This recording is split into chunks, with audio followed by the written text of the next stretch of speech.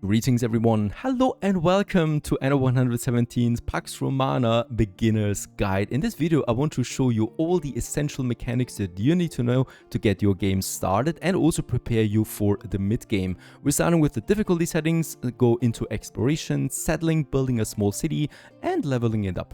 If you're interested in a specific mechanic, have a look at the timestamps where you can also scroll through this video. Let's get going.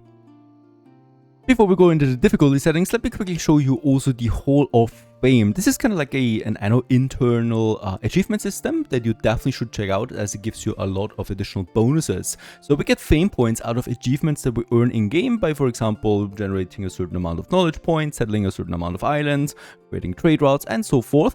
And we can use these achievement points then to push new tech and stuff like that, right? Let's go for Latium, for example, here. So here we do have the 190 fame points that we have. And as you can see, for example, I can unlock me now a new logo. Grape logo, that is. We can even unlock us new goddesses, new benefits to the goddesses. We can unlock Mighty Mars, we can unlock Neptune, we can unlock us a fountain that we can place in our city as many times as we like, a statue. And this goes all the way up to tier 2, tier 3, tier 4 and tier 5, and they have really nice bonuses. There's even something like the Triumphal Arch, a new monument for your ornaments, or also here the Roman goods package where you get a flat out bonus here. The same applies then to Albion, so you really should spend your fame points accordingly. You earn them with various activities and you're basically being flooded with them as well at some point, so just, you know, enjoy the process of the Hall of Fame. Alright, for starters, let's have a quick look at the settings. You have the two options right now to play this game. The first one is a story-driven campaign mode where you can play with, a set of goals that you want to achieve. And then we have also the endless mode that I'm gonna go ahead with. This is the heart of the game, basically, where you start randomized world maps and play the game again and again. And also with a set of difficulty parameters that you can choose yourself. The first one is, of course, the difficulty itself, where you have predefined sets, the normal, advanced, and veterans. Bear in mind, all of them start also with AI opponents that you can choose from. If you are totally new to this game, I urge you to start this game on easy mode. Normal is basically the easy mode. Advanced and veteran would be the elite mode. In this case here, you can continue right away. You can also go ahead and edit this mode here, where you can really deep dive into all the parameters that are available in this game. The most important ones for you to consider would be the guided tutorial that you can activate, deactivate, or go with a middle ground. You can also deactivate this one here and activate it during your active game session. Another thing to really consider is in the Game Start tab, the starting fleet. Here you have a bunch of options. Do you want to start with a ship with an S score, a trade fleet, or a war fleet? So basically a full war ship that you have here with a military fleet. You can also go with none if you like to. This would start you with a building. So this one forces you into a starting island. So you're basically starting on a large island, usually in the center of the map, with all the parameters set, and you need to start your ships yourself. This is not recommended for a total beginner, as, well, you do not have any ships. So if you want to go with a balanced approach, I go with a flagship and the starting island is activated. If you deactivate the starting island, you need to scout your islands yourself and find a suitable location. So if you're totally new to this game, the probably best approach here would be flagship and also activated starting island. For a more exploration-based game, you can also go with a deactivated. This is what I'm gonna do here. Also interesting, you can reveal the map from the beginning, or you can cover it. So this is basically the fog of war that you can have. You can reveal the whole map to skip the exploration stage and just go for the best island right away. Another important setting is in the game world, the map layout. Here we got the archipelago starting out right away. We get different island maps or different map settings here. You can also go with a completely randomized one. The other ones, well, the game already tells you as well, is the archipelago. This is my favorite one as well, as the traditional layout where you have usually four centrally located islands that are all very large with smaller islands surrounding them. The other one that is really fine is the corners, where you have the large main islands in the corners of the map on each one of the corners, and the smaller islands then more in the center. If you want to build big cities, of course, you should go with the large island size, and you can also go with abundant resources for everything or a more balanced approach. Bear in mind, this also counts for the AI opponents, so if you go with abundant, they will also have abundant resources available. And all the way down here, your world seed that is randomly generated every time you start a game. You can also copy this from other players, or you can copy it for yourself if you found a nice looking world. Now, in the game content, we have some new settings that weren't there in Anno 1800. One of them is Kaizo and one of them is Wada. These are the two pirates now that we have available. And each one of them has also new parameters like the raids here now. So they can raid your islands, right? And you can choose here the settings. If you want to go with an interesting game, you can activate them for sure and put them on easy mode if you like. So they're not putting that much pressure on you, but bear in mind this will still add some warmongering. Last but not least, for the settings, we have the emperors. Here we got Calidus and here we got Augusta. Both of them have advantages, with Augusta being the weaker version here, so she has less demands and her demands are not that hard to achieve. With Calidus, getting his reputation up will definitely take some work, and his quests are usually also on the higher side of things. Reputation is important, for example, for reducing the settlement cost of new islands, and also getting a support fleet in case you need it. It's also much harder to achieve that with Calidus as a backup. Continuing the game settings, you can now choose your AI opponents. Just like in Anno 1800, they all have different personalities. If you don't like that, you can also just deactivate all of them and play all by yourself. New is that you can add new governors, so AI opponents, in the middle of a play session already later, if you like that. So this is achievable without a mod this time around. Choosing a different competitor government is that we have these here available. With Neferenneru, the hardest one that we have, basically the Miss Hunt of Anno Pax Romana. So he's gonna be very difficult to play with. He's gonna put a pressure on you, he's gonna expand, he's gonna attack you, he's probably gonna have an early war declaration. So only choose this guy if you want to have a difficult game.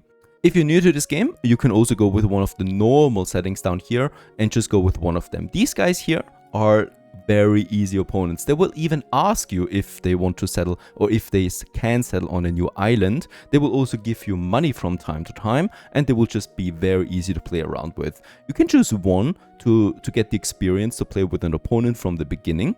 You can also choose a second or a third one. This is really up to you how many you want to. If you're totally new to this game, just one should be fine. Last but not least, you have to choose the region where you want to start. Bear in mind, you will play in both regions during the course of your game, as both of them produce resources that the other region needs, especially then in endgame.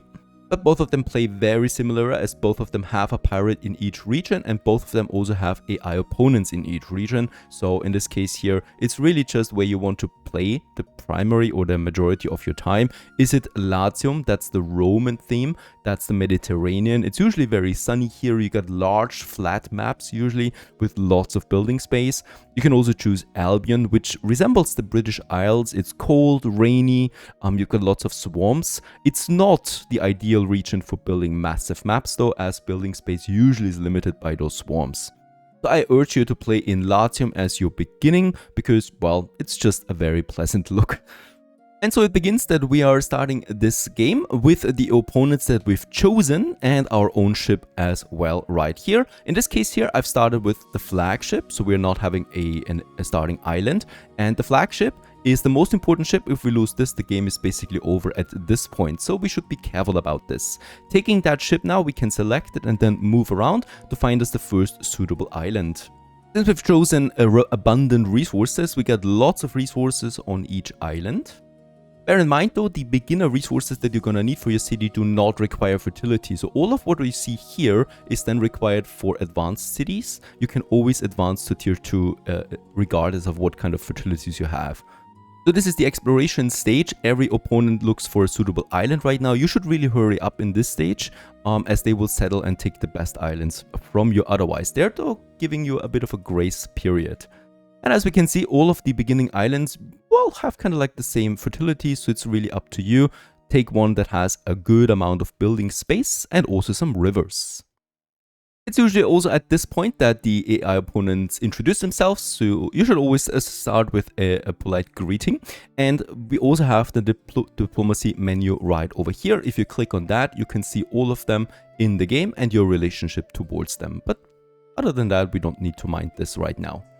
After having analyzed them, we can sail with our ship to a beach area of an island to claim it for ourselves. You will notice that your main building appears now, and we can also settle this one for free, the very first one. And by placing this one, we generate our first trading post. The most important building, if we delete this, the island is lost again. So only with this building, it belongs to us. Also, it's getting night now. The game has a day and night cycle. So you can also deactivate this one down here, time of day. Clicking on this, you can also choose your preferred daytime. Like for me, it would be noon. That gives you a nice bright setting, and then we can pause the day and night cycle with this toggle here. If you have activated the movement setting, you can also move around those buildings again by either clicking on them like this or pressing the M key and moving them on the just like that, and move them around for free. Higher difficulty options would not allow you this, or at least demand a fee for this. You should pause the game at this point. It's very good that this is allowed in Anno Pax Romana, and we can just continue now planning everything out. We do start with usually around 20,000 denarii based on your difficulty settings, and then you also have a balance. As we can see, we already pay some land taxes for this island here of 100. All of this counts per minute, so we're paying 100 per minute right now. That is the game time. So if I speed this up, of course, the minute goes by faster. Next, we have our population. Right now there's 0, and our knowledge generation. This is my research basically. This is generated by my people. Right now we don't have any people though. We're starting with 35 libertus, that is the tier 1 workforce, right away out of my trading post. And we're gonna need this for first industry. So I'm gonna go ahead and start building my first road. In this case here, every building in this game needs to be connected to the road that is once again connected with the trading post. So from here, everything goes away. If I build now a new warehouse over here, without a connection, it would not work. So all of that needs to be connected by road. Bear in mind, roads cost you, and they also cost you maintenance. So don't build too many roads in the beginning. Before we start building, we also should check out the interface real quick. So we already checked out the balance that we have and our total amount of money we have, the total population, the total knowledge production for research. We also have the island specified parameters over here. So that's the island or the city's name that we have, Atlantea here right now, which is an outpost. Also, this outpost here generates 0 income at the moment, and it has 0 population available. To reach the next level, we would need 200 people living here, and each level that we have, the outpost upwards, generates then bonuses, but also penalties that we're gonna have a look at then soon. Next, on the left side here, we do have our current quests that we have. Quests from the Emperor, from other AI opponents, from the pirates, and from, well, your own population as well. Also your notification here, where you can see what kind of ships were attacked, ships that were sunk, and stuff like that. Then we have the research right away that you can open up and get the extensive research tree, but don't get confused by that right now. We don't need it. Also then religion, which is the locked, prestige, which is the locked. So these are all game mechanics that give you points usually with bonus that you can choose. Then we have our trade routes. This is going to be very important for the future, as here you can make your trade routes between your islands and with your ships. And then already diplomacy that we checked out. Down here we got then the fertilities for this island. If I switch to another island, we get different fertilities again, depending on what kind of fertility we have on the island. We can also see the river slots available here, and also the mountain slots. Down here then our provinces. So if I click on this, we can switch to the world map. Albion is not available right now until we have discovered it, starting with tier 3. You can also quickly change the provinces by clicking 1, 2 or 3 on your numpad on the keyboard. Interesting enough is also the wind direction. Right now it's coming from the north. This is then pretty important for advanced play mechanics later on that affect the speed of your ships, for example. Then we have the building menu all the way down here. You have ornament tab and building tab. Both of them are very important. For the ornament tabs, you can choose then what you want to place. Bear in mind, ornaments cost you money, so you should be careful about these. This is a luxury option when you have enough money available. For building, we're starting with a road, a Libertus residence, and the warehouse. And then we have our tab here for the construction materials. There are 5 in total, and we're starting with the log production. These are also very important. We have the demolition mode, where you can demolish like your road, for example, again, even get some money back. The movement tool, so for me it's M on the relocation. You can relocate any kind of building in this game. The upgrade mode that we're gonna look at later. The copy tool, which is also really interesting. You can copy something like, yeah, even a basic road shape. If I take this one here, I can activate the copy mode, draw it over that, and take the whole thing with me again and copy it somewhere else. And then we got the cosmetic tool. This is something that you can click on a building to unlock its different skins. There's going to be a lot of skins that you can unlock in this game. And with this, you can basically change the skin. It's really just a look. Last but not least, we have our ship menu. Here we can see all the ships we have in this game. And also land troops. If you have any of those, the game also provides land combat. One more thing is the game menu up here. If you click on that, you can get your game options, your game setup that you can also change some parts of that at least. And also, of course, you can exit, save and load the game. Later down the road, we'll also be able then to add DLCs via this menu here with the additional content. And yes, it's possible now to add DLCs during an active game session. Now on to the first buildings that we want to get going, the build order, to also maximize your money, to not waste too much. I'm going to build a small road, and you should check out where you have some forests, because your very first buildings will be your lumber production. And in this case here, we got a nice forest over there. I'm not going to have it too close to here, because here is where I want to build my first city. So you should also keep that in mind. By the way, you can also start your city right here. The city doesn't need to be at the harbor.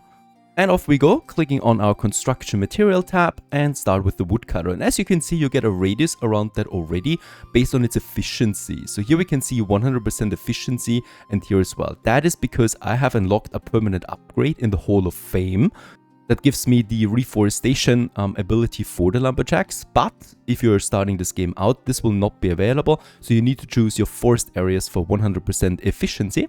And there's another thing that we can do now for every building, and that is activating the planning mode. It is already down here available as well. You can click on that, or you can also choose it with the hotkey V. For me, it's actually the E, because I've relocated it to E, it's just more convenient.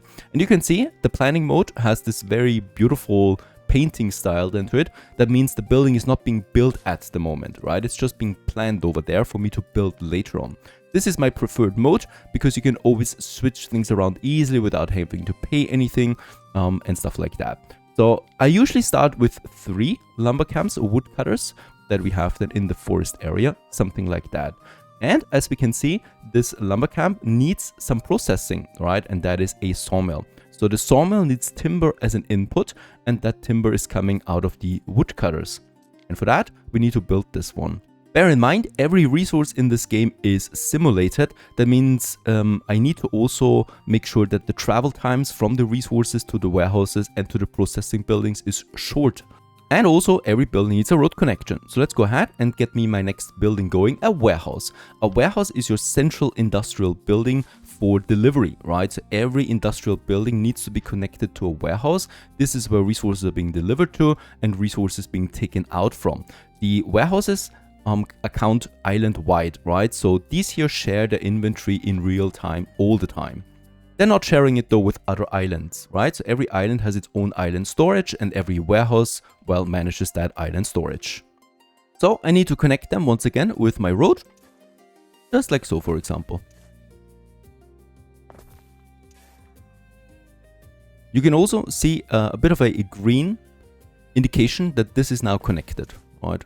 If you make it like so. Next, we need the sawmills to process then the logs, and I'm going to have the sawmills in this case here on the other side. 3 of them we need. This is also another thing that you should really look out for. The processing time. A woodcutter processes wood every 30 seconds. That means per minute it processes 2 wood. The sawmill, on the other hand, has the same processing time, 30 seconds. That means 2 tons per minute are being processed here. That it means it also needs 2 tons of timber per minute. So for each woodcutter, we need exactly 1 sawmill. There's 2 ways of building this one here. You can have the sawmill right next to the woodcutter, something like that. And the wood would be delivered to the sawmill. You can also make the sawmill cut off from the woodcutters, so then you have two separate cycles here. That is one being the woodcutter transporting the wood to the warehouse into the island storage, and the sawmill taking the wood out of the island storage, processes that and delivers it back to the warehouse. I prefer this style here because you have it separated and then you have wood coming in and you have planks coming in. Alright, let's go ahead and build this one. We can upgrade now and activate the upgrade tool, either by clicking on that or the U key that we have, and we can place them like this. And as you can see, now these buildings actually exist. If we unpause the game now, workforce will be used, the basic workforce here. They will be employed now in the sawmill, in the refinery. As we can see, we need 4 workforce here, 4 Libertus workforce, and this one costs me 8 denarii in maintenance cost. So this immediately goes into your balance. As we can see now, beside the land taxes, we have production buildings and infrastructure. Infrastructure is actually your roads, and the production buildings are now these buildings here that we just built. There's a red dot now, meaning that this building here lacks resources. But as we can see, the first ton is already finished and is being then actually transported with a cart to my warehouse. Once that log is in, as we can see, the sawmill now recognizes that there's wood in the island storage and takes it up with the cart and brings it to my sawmill. And as you can see, it's loading it up and then gets it over, ready to be processed. There's another important thing here regarding the warehouse now. If we click on that, we get the island storage. That's all the available resources we have right now on this island. And really just on this island. The other thing is over here, item tab, where we can see all the specialist items that we have available. This is something for later. And clicking on the left, we can see a cart here, and that's the ramps. And each warehouse has starting with 2 ramps available. That means 2 carts can load and unload at the same time, as we can see. If you upgrade that warehouse, you will unlock more ramps. If you have too many production buildings attached to one warehouse, it will get overloaded, meaning it reduces the efficiency because carts have to wait for loading and unloading goods. So keep in mind that you always have enough ramps available, and you can check this out by clicking on it.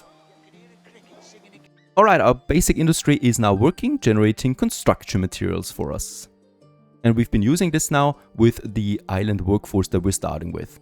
Next, I'm going to go back again to my beginning, and here we will now continue with a bit of a road over here and over here. The layout really depends on you. I like to have this road here by the beach because we're going to need some beach buildings here, and we connect them then right away with that. We have exactly one more building left that we need to place, and that's the Libertus residence, and this is then introducing our population. We can start once again with the planning mode and can basically click and draw these buildings here. Every one of them needs a road connection, so be sure to not place it, for example, like this, right? Because these buildings here potentially have no road connection now and they will not function. So I can actually also just delete them again. Taking in now the road again. If we take the road, right, and we hover over that block here, you can see the game automatically places roads around it. Play around with that. It takes a bit to get used to because the shapes can differ. This way I'm now going to build a couple more blocks. And I'm keeping a bit of a distance here to have some roads in between. And once again, we can hover over that and then draw the roads complete. Once I'm satisfied with that, I can start upgrading them again and build me my first block of houses. I'm drawing over them, and we can also see on the right side, this will cost me 10 timber. Immediately the houses are being finished and the timber is being consumed.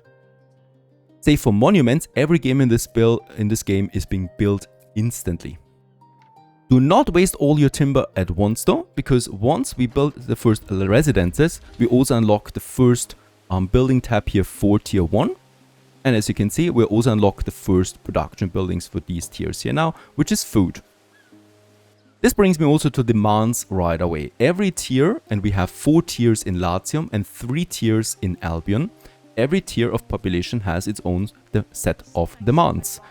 These demands are usually set into categories. So we got the food category, the public service category, and the fashion category for tier 1. I've unpaused the game, and as you notice, there's no one moving in. So that means we cannot grow right now because we need to meet at least one type of food. So I'm gonna unlock me my very first type of production. Clicking on that, the game also shows you your first products that you can have. And this is for us the fishing hut or the porridge hut. I recommend starting with the fishing because that's easy. You can just place it here and get it going. So let's place the first fishing hut. Build us a road. Once again, this road needs to be connected to the warehouse directly, like so, for example. This would already work. And let's build it. Once again, here we employ 4 Libertus workforce, so we got 6 available now on the island. And these guys here will now start producing fish. That doesn't require, by the way, any fertility, right? So you can just freely build this on any island you have. The fishing hut. We still have some timber left, so I'm gonna go ahead and build me my next block of houses. But as you can see, this all looks very empty at the moment. Once that first ton of fish is coming in, because we're producing now 1 ton per minute, as you can see, processing time, 1 ton per minute. We can also see now that that demand is filling up as long as we have fish in the island storage. And these guys here, they don't go to a warehouse, right? They basically have direct access to the island storage. Fish is coming in, the sardines, and with that we're also getting a bonus out of that, the need attributes that you can see down there, population and income boost. That means for every ton of sardines we get now, we get 1 population for this house and 1 income. And as you can see, now people are starting to move in, the first Liberty, the first people are moving into each one of these houses here now. And with that, we are also starting now to grow. On top of that, every person you have, every house that you have occupied pays you taxes. And we can also see this now here in the island income, 18 taxes we get out of the fish need that has been met. This is not enough though to get me a positive balance just yet. I'm gonna go ahead and build me my next block of houses over here. That means more people. We need people to unlock more buildings. As we can see, we need 20 Liberty for the next requirements here, for the next buildings. And we have 19 out of 20. And there it is, we have 20 and unlock us the next options. This would be now the market and the tavern. And this is basically how you progress in this game, having enough population to unlock you more buildings, and with those buildings you can satisfy more demands. Those new unlocks are service buildings. That's another category, right? So far we've been working on food category. Now we have the public service category. Here we have the market and the tavern. You can build both of them, but also just one would be fine. This is the demands that we meet. As we can see, we need 1 type of food, 1 type of service building, and 1 type of fashion to unlock us the tier 2. As we can see, the market provides exactly 1 bar and the tavern exactly 1 bar. We just need 1 bar. So one of them is fine, but both of them provide services. The market, for example, gives me another 1 population and 1 income boost. You can see this here, the area of effect. The tavern provides me 1 population and 1 happiness boost. I'm gonna go ahead and build me my market, and we can also see now that the market has a fixed radius around it. You can see this on the street. The green layered street now has market access. You want to have this one as centrally as possible to take in as many buildings as possible. Building that market provides me that immediately. 1 population and 1 coin for each one of those buildings affected by that. We're now growing to 2 people per house, and each one of them pays me 1 additional tax. Since I have the resources, why not just go ahead and also build me that tavern? It provides me happiness and 1 population. And as we can see, also the tavern has a set of influence where it works. Outside of that, people are not getting satisfied. Like this tavern here has a range up to this tile here. Alright, with that we're growing population again and unlock us the next buildings. These next buildings are the fashion category all the way down here. So as we can see, we have now food, we have now public services 2 times fulfilled. You can see this by a different kind of color, like the golden bar coming up now, because we supplied more than what we need. And then we have the fashion now, the tunics and the pileos. Both of them once again provide me bonuses, the tunics, the income, and the pileos, income and happiness. I'm gonna start with the tunics as my next production building. That's the final one that we need for unlocking tier 2. So I'm gonna draw me another road. And this one needs now farming, and farming needs a lot of space. So I urge you to build this a bit further away from your city. Otherwise you will need to move buildings around too soon again. We're gonna build me another warehouse again, because don't forget, every industrial building needs to have access to a warehouse. So think of these warehouses as opening up a new industrial zone, which is this one here. And here we can have then our hemp farm. Let's build the first one. Immediately after placing the hemp farm, we will also get the fields unlocked, so we can now draw those fields. And you can see on the right side that we need 60 fields for this to work properly. So 60 we need, and let's just draw this up to 60. There it is, once again in planning mode. Every field needs to have a direct connection with the building, by the way, so I cannot just draw it over there or on the other side of the road. You always need to have it attached to that building right away. Let's draw it a second time. There you go, up to 60. Once again, we're checking out the processing time for each hemp farm, which is 1 minute. So it takes 1 minute to produce 1 ton. However, the spinner also requires 1 minute, 1 ton. So for each hemp farm, we can build 1 spinner. Now, how do you know how many spinners you need to satisfy your population? This is where the production overlay comes in.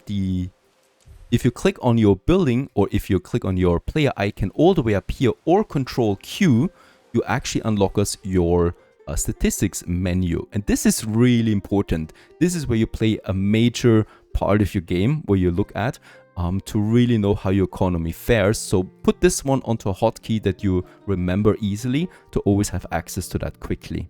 And here we can see now the production, the governance, and the effects tabs. And we have an overview over all the islands that we have right now. Atlantia is the only one, of course. Let's go into the production tab. And here we can see now under all the goods that we produce and consume right now. So we can see that we produce 6 tons of wood. This is the production, right? We produce 6 tons of wood per minute. This is once again all per minute here, right? And then we have the timber, and we can see that we produce 6 tons of timber. You can also see that we have a demand, that's the market tab here, the white bar, a demand of 6 tons per minute. That's the sawmills, of course, right? And they take those 6 tons of logs and produce 6 tons of timber out of that. We can also see that we produce 1 ton of fish right now per minute, and my city demand, that's my population, my demand is at around half of that, so 0.5 tons per minute. We can also see that for the tunics, we don't consume 1 ton yet, so 1 spinner should be fine. Now we know how many we need to build. That is 1 hemp farm together with the warehouse out here. And then we can also have a spinner for that produces then out of the hemp, produces the tunics. Now bear in mind, there is once again another complication here, and that is my artisan buildings. And let's have a look at the tunics and the pileos now. That's the 2 buildings we have available to satisfy the fashion, because both of them have a different artisan building, right? So we got the farm building, that's the hemp, and for the pileos hats, it's the sheep farm. But the artisan building, so that's the processing building, has a difference here. And that is the area effect that these buildings have. So of course we could build the spinner now here, right beside the warehouse, and it would function. Let's do this. Right, it's gonna wait now for that 1 ton of hemp to process 1 ton of tunics and deliver it then to the warehouse. By the way, if you have them connected like this, then the cart will not go to the warehouse with that 1 ton of hemp, but rather to the spinner right away. 20 more years of this. Alright, production starts and soon we'll get the tunics in. However, this is not the full potential of the spinner, because the spinner has the area of effect. And as you can see, it is boosting every building in the surrounding area with 1 coin additional income. And what is meant by that is that the population is being boosted by that. So the spinner is something that we should have, as you can see in my city. It's a building, it's a city artisan building more or less. If I place it here, it will now take that 1 ton of hemp from the warehouse, and once it works, it gives all those buildings in the surrounding area an additional income per minute.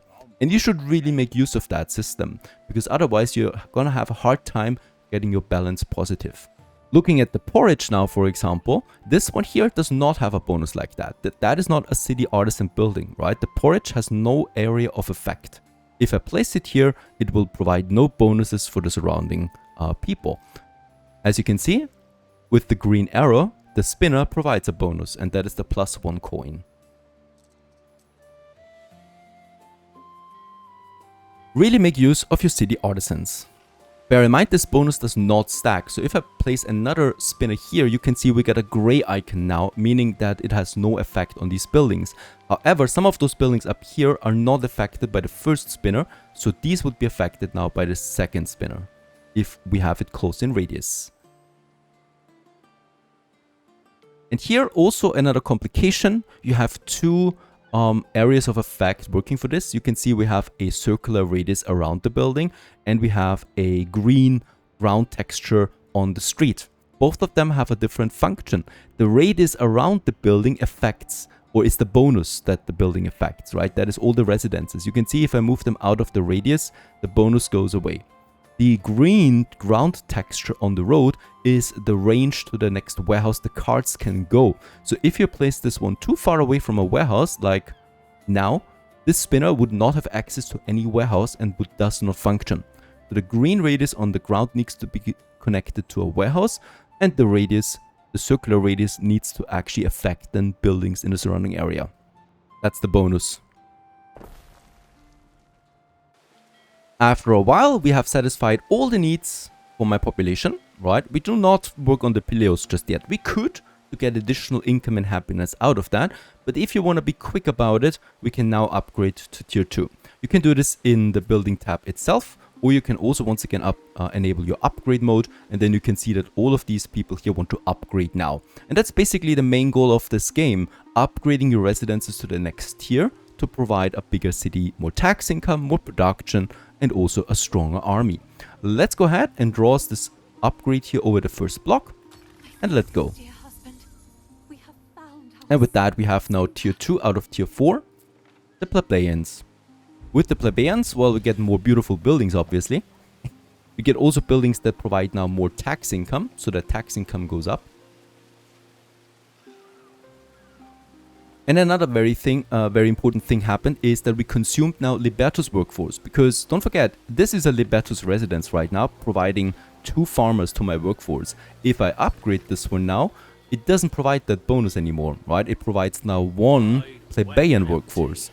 You should be careful by how many buildings you upgrade, because each upgrade lowers the pool of the previous tier of workforce. So the balance here is very important. With that said, we also have now the tier 2 plebeian construction tier available, so you can switch between them now.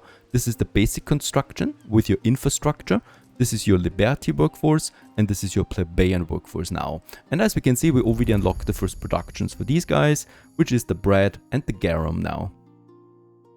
All the way down here, we can also see that we have now tiles unlocked as my next construction material.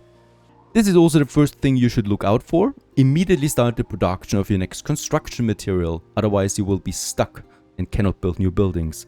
So the tiles require a clay pit that produces clay 2 tons per minute, and also a tilery that produces tiles 1 ton per minute. On top of that, as we can see on the symbol in maintenance cost, this one here needs now the clay pit and the tilery, both of them plebeian workforce. They don't need Libertus workforce anymore. We gotta make sure that we have enough plebeians. If we don't, well then we need to upgrade more. And if we're running out of Libertus workforce, well then we need to build more Liberty residences, like this one here right away. Alright, when we click on the clay pit, we see that we need a river slot for this. That's the requirement. And we do have 7 river slots on this island. Got a few down here. So let's start this production immediately, building me another road. And I'm also gonna have me another warehouse again. And by the way, you can also right click anywhere on the map to immediately open a quick access menu. It's very useful for the warehouse in my opinion. I'm gonna plan this one out, so we're gonna have the planning mode again, a road connection, and as we can see now, this one here has 2 tons per minute in production, whereas the tilery only consumes 1 ton. So for each clay pit, we need 2 tileries to make this work efficiently. Now, what we can also see is there is a radius around them again, so that means they have an area of effect. And this area of effect is actually a fire hazard. So each one of them reduces the fire safety of the area. We're going to look at parameters soon. One more thing the tilery needs, that's the clay coming in, and then also coal. And for this we have the charcoal burner, which is also another construction material down here. So the charcoal burner needs wood in its surrounding area. And as you can see, in its radius, it surrounds or it reduces health and fire safety. So you should not have this one close to your population. If we go close to them, we can see that we have a penalty now. Not a green arrow anymore, but a red one. These buildings need to be built outside of the city. And let's go ahead and get it close to a wooden area once again and make a connection. With all said and done, let's build them. And as you can see, we're now consuming plebeian workforce. And now we have not enough anymore, meaning that the efficiency of these buildings is going down. So to counter that, I'm just going to upgrade a bunch more people. We still have a bit of room here to work with. And now it's equal again. It feels like it does. Now you will notice that we reduce the fire safety. What does it mean? We have city parameters, 3 of them in total, and these play a major part in your advanced cities, especially then. We got the island health, we got the island happiness, and we got the island fire safety. All of that is island wide. The lower these parameters are, the higher the chance that you have a big inferno in your city or a big plague in your city. Having a too low happiness leads to riots. It gets especially dangerous when these numbers turn red, then you really should act. Right now we have minor penalties here, which is fine. If you hover over the island's fire safety, for example, we can see that my coal and my tileries reduce the island-wide fire safety. I'm gonna go ahead and continue expanding my city, and I'm just gonna use the copy tool in this case here, draw me a block, and just copy this block over here again. This is very convenient, as you don't need to build every single house yourself this way. By expanding the city a bit, we should once again check out our statistics, because we don't want to run out of any consumer goods. What are consumer goods? Well, those are the goods that are being needed by my own population. We do have a tab for this one here, consumer goods, construction materials, for example, that we have, but here we have consumer goods, and we can see that, for example, with fish, it's almost now over. The same goes with the tunic. We produce 1 ton, but we're also coming in very close now in the consumption here. So I need to reinforce my productions by basically building me a second fishing hut and also doubling my spinners. That means I need to build a second one, and let's have the second one over here. It has enough residences in its radius, and it also still has access to a warehouse down here. Now, it is at this point that you probably level up to tier 2 on your city now. So remember, we do have that city status. That is your tier of city. We've upgraded now to a minor city because we have reached 200 people. The next upgrade then is in 400 people.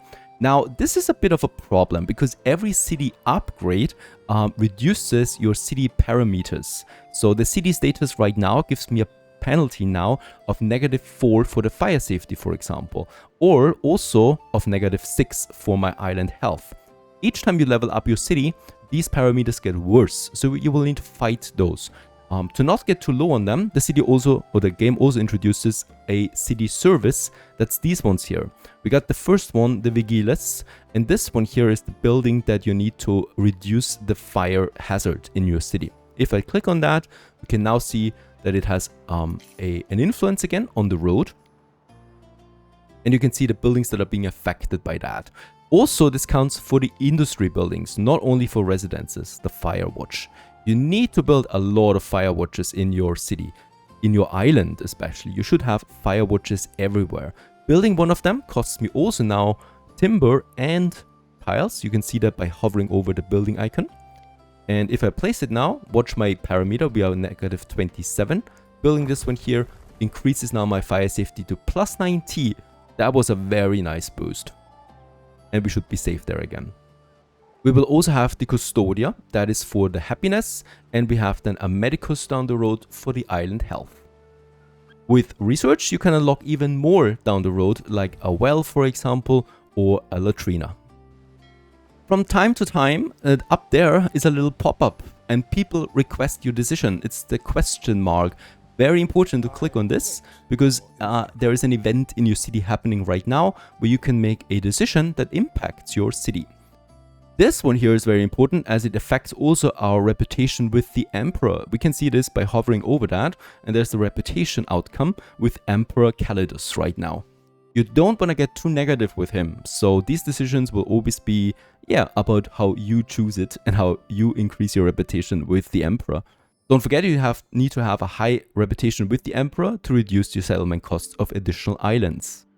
So here's a woman claiming to be a goddess, and what should we do with her? The Emperor, of course, does not like something like that. We need to decide the woman's fate, pardoning her, pay her, or execute her. We could also exile her. There's no outcome here then. Paying her costs 10,000 denarii. We only have 11,000. That's out of the question. Pardon her would reduce my relationship with the Emperor by -5. I don't want that. Execute her, we would increase the reputation by +10. However, we get a happiness penalty for 4 hours on our island. But it's only -2. Or we exile her and just play it safe. In this case here, I'm gonna go with execute her to get the reputation bonus. It's not exactly friendly, I know, but I like that reputation boost of +10. With that, we are now also a bit negative on the island-wide happiness, but there is no threat so far.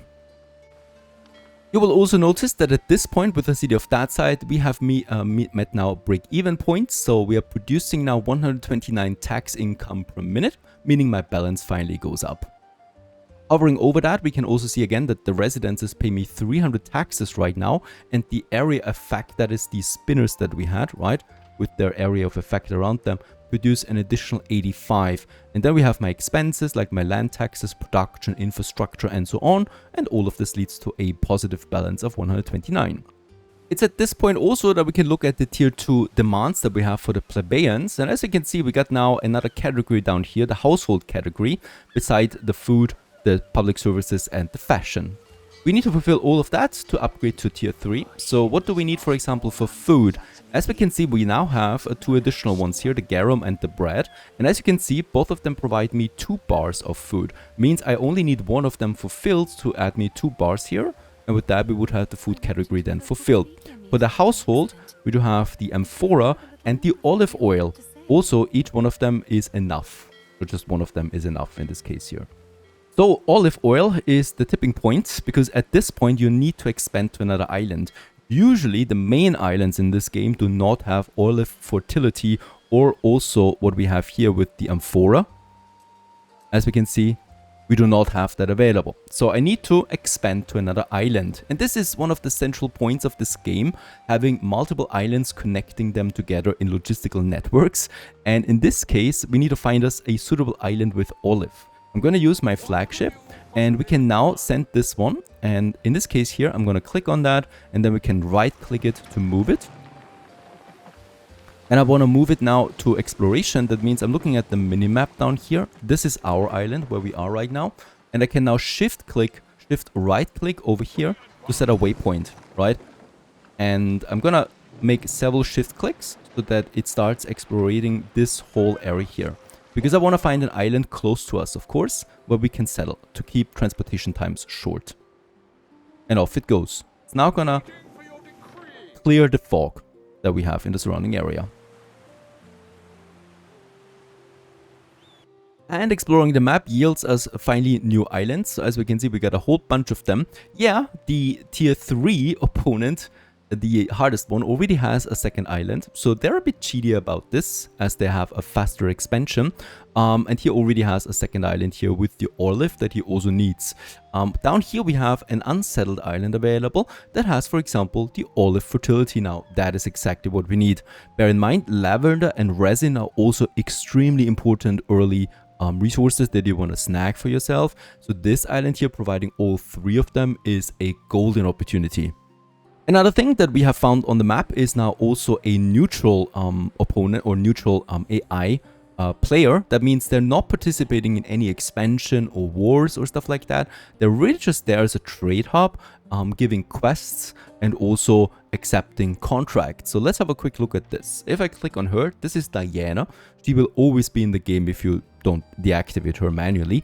And Diana basically offers you now, for example, at the very first, at the beginning of the game, some timber and tiles that you can purchase. She also has requests, so you can sell items to her, like hand mirrors, pigs, and yeah, a bit of food. And then she also has items that you can purchase here. These are the items, once again, that you can equip then in your trade post or in your villa that we're going to explore soon, that give you bonuses, and also in your ships. But we're not going to work with specialists and items just yet. It's too early for that. Contracts are another very good thing. You can click on the Lighthouse of Diana, for example, to see contracts. By clicking on that, you can accept them, and you can see that they have a demand. Like, here is a contract for delivering 10 tons of olive oil, and she would pay me 4,000 denarii. For 9 tons of garum, she would pay 3,300 denarii. So these are good ways of getting early money in quick, without having to rely on your tax income too much. She also sells ships right over here. For example, this tiny warship that would be available for sale for 13,600 denarii. If we buy this, it immediately belongs to us, but we would also be out of money, so I'm not gonna buy any ships for the moment. Getting now to this really cool island over here with the fertilities available, we can see that we could sell now. How much does it cost me? The Emperor would give me that island here for 22,500 denarii. Unfortunately, that's way above my pay grade right now. Getting higher repetition with him would lower that cost. Since I don't need to wait for this money, we can work on the next productions here already, and that would be now the bread. And I'm working with bread. This is my go-to tier 2 first product, because bread gives you population and income, basically the two most important bonuses. Garum, on the other hand, would give me income and happiness. I don't need happiness that much right now, so I'm gonna go with population and income. For this, I'm starting my next bread production over here. I've already prepared 2 grain farms, 1 flour mill, and 2 bakeries. And why am I doing like this? Because 1 wheat farm produces 1 ton per minute, so we need 2 of them to get it to the grain mill that processes 2 tons per minute, and then to the bakery again that processes 1 ton per minute. So this is getting a bit more complicated now, and you always need to check out these processing times here for each production chain. And this is the bread. For the garum, for example, we would need the salt pond and the mackerel to have then the garum works. All of them are connected once again to a warehouse, and all of them will now start to work soon. Another icon comes up, and that is the insufficient workforce. That means for the farms, as we can see, we need libertus. For the flour mill, however, we need plebeian workforce. So there's a difference here now too. We don't have enough tier 1 workforce anymore. That's the libertus. So I will need to build now more houses to satisfy that demand. And I'm just gonna go ahead and place me more houses over here, as close as possible to my service buildings here. Speaking about service buildings, we already can work on that as well. The public service category, as we can see, we now need a sanctuary or a grammaticus. We can also provide both of them if we want to get the bonus in. I usually go with the grammaticus here because this unlocks us research. Let's build it, and as you can see, it has once again a radius around it, providing that bonus to my citizens. Since I've built it in a bad way, I'm gonna go ahead and activate my movement tool, select me those 3 houses here, move them over here, and boom, I have the space available to get me my grammaticus in.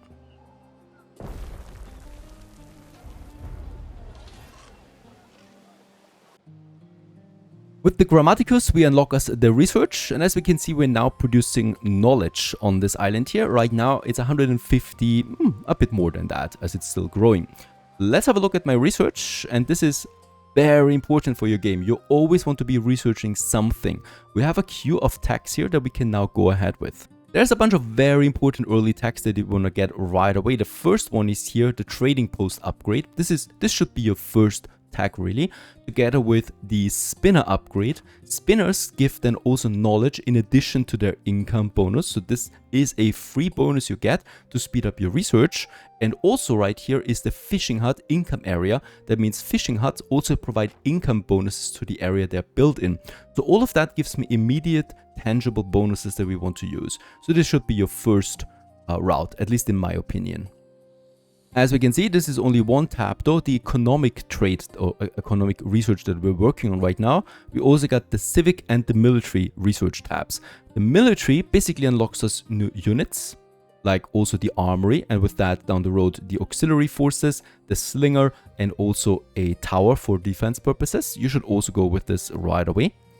And in the civic tree, we do have stuff that unlocks me new public services. also extends the range of existing public services, like the market focus effect range of markets is increased with this here. I usually also go with this right away as my 4th research here, because this gives me then access to the watchtower and also more patrols for my custodia. Always have something in the queue, and as you can see, this now takes a bit of time, 17 minutes for the trading post upgrade and so on. It's now pretty important that you get up your total knowledge generation here, be it with, for example, the spinner upgrade that we're gonna have soon, or with placing more grammaticuses throughout your city. But of course, as always, the bonuses don't stack, as you can see. So over here, for example, this would make not that much sense, but over here it would probably make a bit more sense then to have a second one for more buildings here. There's another pop-up here. That means that there is a mission waiting for us, a plebeian quest, and we can accept this one, postpone it, or flat out decline it. Let's accept this one and have a look in my quest tracker.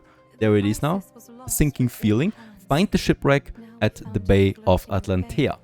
Over there it is. If we click on that, immediately find it, and let's send my ship over to this area.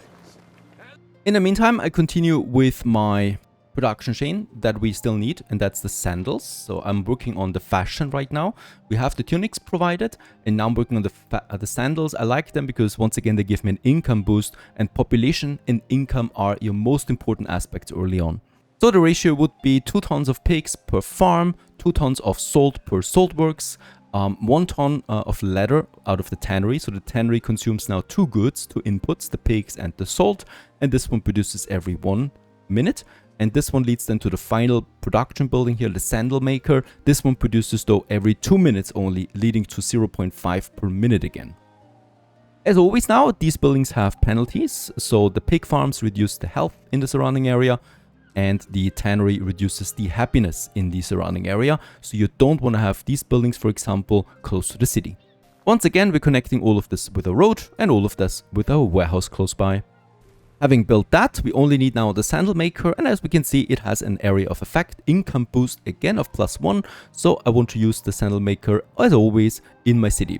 It is advised at this point to have a bit of an area safe here where you have some artisan buildings, like the sandal maker here. I'm gonna have me one here, and I'm probably gonna have me another one over there, but this one still has a warehouse range. There you go, all the way down here, and I'm gonna build me both of them. The 2 of them for 1 tannery. Once again, we're checking out our statistics, and as we can see, we're now positive with the consumption goods that we're producing right now. And also down here we have now the sandals. It's light green or dark green because it means production has not started yet. But it's gonna have the potential here of producing more than what we need. Do not push your production too high, right? You want to have your consumption and production rates for consumer goods as close as possible to maximize the income that they provide. So we have enough bread right now, enough fish, enough tunics, so we can really build a few more residential areas or buildings because we have the consumer goods for that.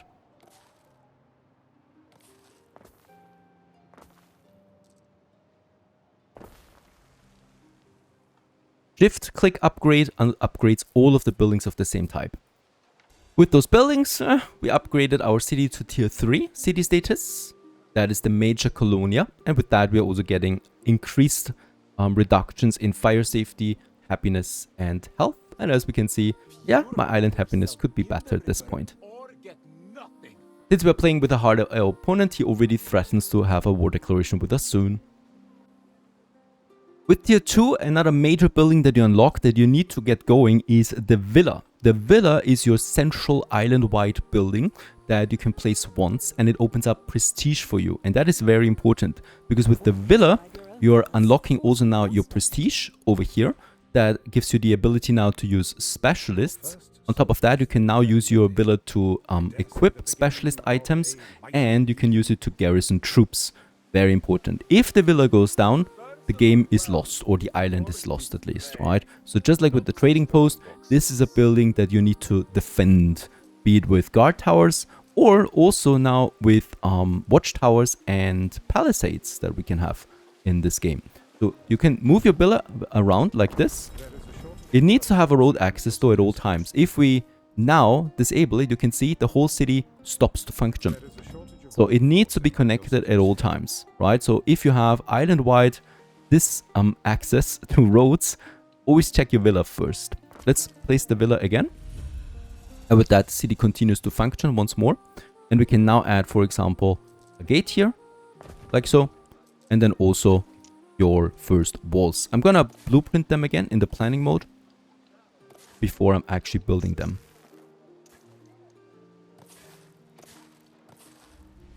And with that, you can start your protection. You can also add then a wooden archer tower to this one, here and here, to start the protection of this. And also, you can now start the recruitment of new soldiers with your barracks, for example. Important to note, the villa only has a set radius again, where specialists, for example, work in. But we have now also the Ophikia, that is a module building to the villa. You can build that. And as you can see, you cannot overlap it, right? So the radiuses are not allowed to touch each other. But if you place it down here, for example, you get now a villa extension that also uses specialists that you can use to boost the surrounding area. So you should really make use of that mechanic. As I've said, with the villa also comes the soldier recruitment. That is very important because you want to start producing an army quickly to fight off invasions and to make invasions yourself. With that, however, you also need a weapon production that is over here. And this one, for example, needs then your iron that we have on this island. You usually have it on your starter island, right? To use a mountainside. And then your furnace and your weaponsmith. And as you can see, all of them have once again penalties. Let's look at the army recruitment. We can also now start building ships. For this, we need a shipyard, a very expensive building. It needs once again a harbor access over here, together with a rope production out of the hemps. So we need actually two rope makers for one hemp farm. So I'm just going to copy me a farm over here and place it over there again to enable me my rope production. And then my sail production, which needs one sheep farm for 3 sail makers. So luckily, we don't need to place that much of this. And then we can have those sail makers here. Having finished those, we can start our own ships. At this point, we have enough money to finally settle on this island. We should do this ASAP, because otherwise an opponent could snatch it from us. And in this case here, it costs a bit more than what we have, but we are not running into any bankruptcy. That is, I think, 10,000 negative denarii. Then the game would be over. So the game also warns you about this if you're overspending, but right now it's fine. So let's build the trading post. We're a bit negative now, as you can see, but it's fine. And with that, we have this whole island here claimed. So it now takes over our color. And we can now start another city here. Bear in mind, workforce and resources are not shared across the islands. So this island is its own ecosystem. You need to once again build roads. You need to once again build up your city, your workforce. And then, ultimately, we can start producing the olive oil here that grows on this island. Very important at this point would be then the trade routes. So we can now unlock us trade routes. And we can now start a new trade route. Next, we click on the islands that we want to connect. So it's my main island here, Atlantea, together with Sanctum down here. We can set waypoints for this trade route. For example, to circumvent or to run around hostile islands that we don't need, to avoid them. Then we can select a ship that is available. And then we can select the goods that we need. So in Atlantea, for example, we could pick up construction material tiles because we're going to need them, and we do not produce them in my second island. In Sanctum, we could pick up, for example, the olive oil that we then unload in Atlantea. You will need to play around with this for a while until you get the hang of it. But the game starts out very easy with only a couple of goods, and then it gets a bit more complex. And then we can establish the route. With that, we have now the first trade route here, delivering olive oil and tiles back and forth. And this is automatic. So, in this case here, this ship is now automatically trading between the two islands.